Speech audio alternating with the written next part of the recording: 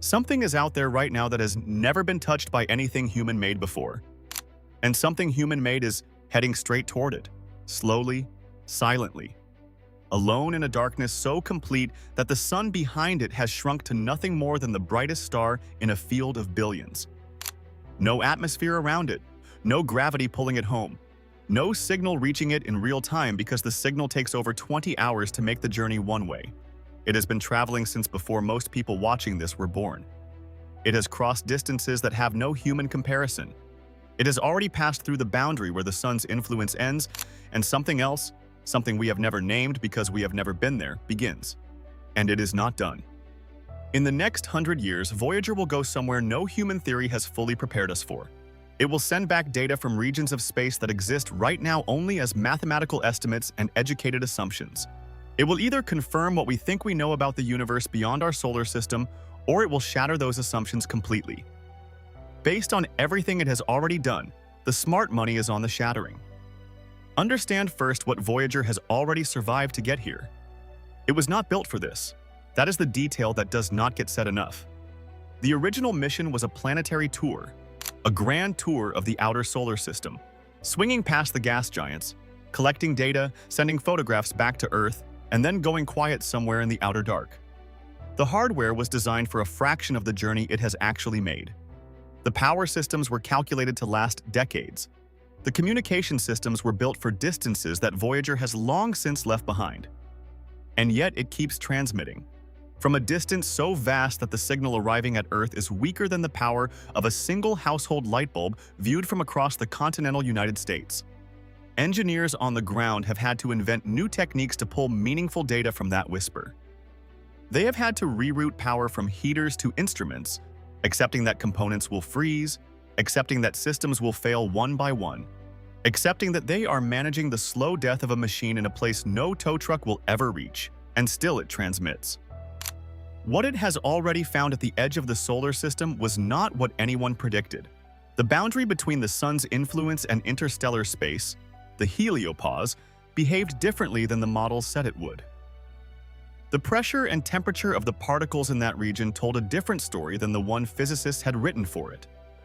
The magnetic field orientation in interstellar space contradicted expectations that had been built on decades of confident theorizing.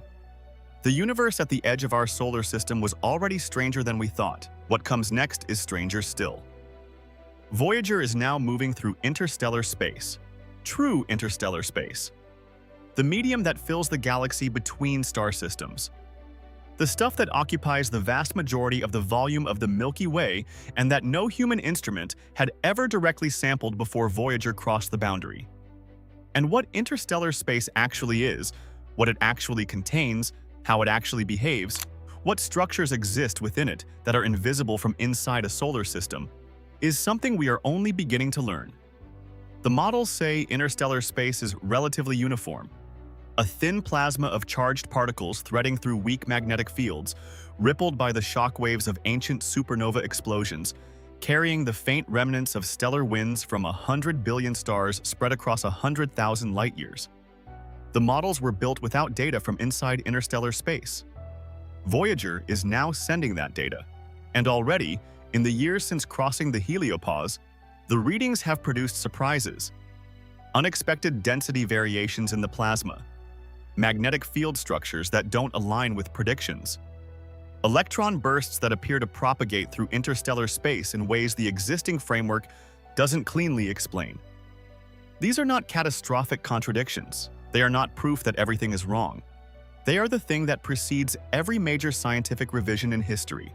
Small signals that something is more complicated than the model assumed. In the next 20 to 30 years, Voyager's power will fade to the point where instruments begin going dark permanently. One by one, the sensors will lose the electricity needed to operate. The science team will make choices, agonizing choices, about which instruments to keep alive the longest, which data streams are worth the power they consume, which questions are important enough to sacrifice other questions for. This is not a malfunction. This is the planned end of a machine that was never supposed to last this long. The people managing Voyager right now are working against a countdown that has been running since launch. Every year of additional operation is borrowed time, extended by ingenuity and careful power management, and a spacecraft that has somehow refused to die in an environment that should have killed it many times over. What those final instruments record before they go silent will be the most distant direct measurements ever taken of the interstellar medium. Data from a region of space that no follow-up mission will reach for generations. A snapshot of conditions in the galaxy between stars that will stand as the only ground truth for theories that have no other way to be tested. When the last instrument goes dark, it will not feel like a machine switching off. It will feel like losing the only set of eyes humanity has ever had in that part of the universe. After the instruments die, the craft itself keeps moving. Silent now, no longer transmitting. A piece of metal and circuitry drifting through interstellar space at tens of thousands of miles per hour, with no power and no voice and no way to tell us what it is passing through. But it keeps moving. In tens of thousands of years, Voyager will enter the region of the galaxy where the gravitational and stellar environment is meaningfully different from our own neighborhood, where the density of stars increases, where the radiation environment shifts, where the accumulated effects of proximity to more stellar activity begins to alter the interstellar medium in ways that cannot be measured from Earth.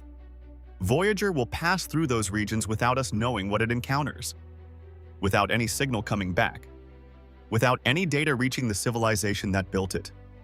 It will be the first human object to experience the deep galaxy, and the only witness to that experience will be the dead machine itself. At the edge of this story is a possibility that feels almost fictional. The Voyager probes carry golden records filled with sounds, images, and greetings from humanity, sent into space on the slim chance that something else might one day find them. Voyager is already farther from Earth than any human-made object, and with every century it moves deeper into unknown regions of the galaxy. If the universe is not empty, then the chance of encountering something beyond drifting rock or gas is not zero. Humanity launched a message into the cosmos without knowing who or what might read it.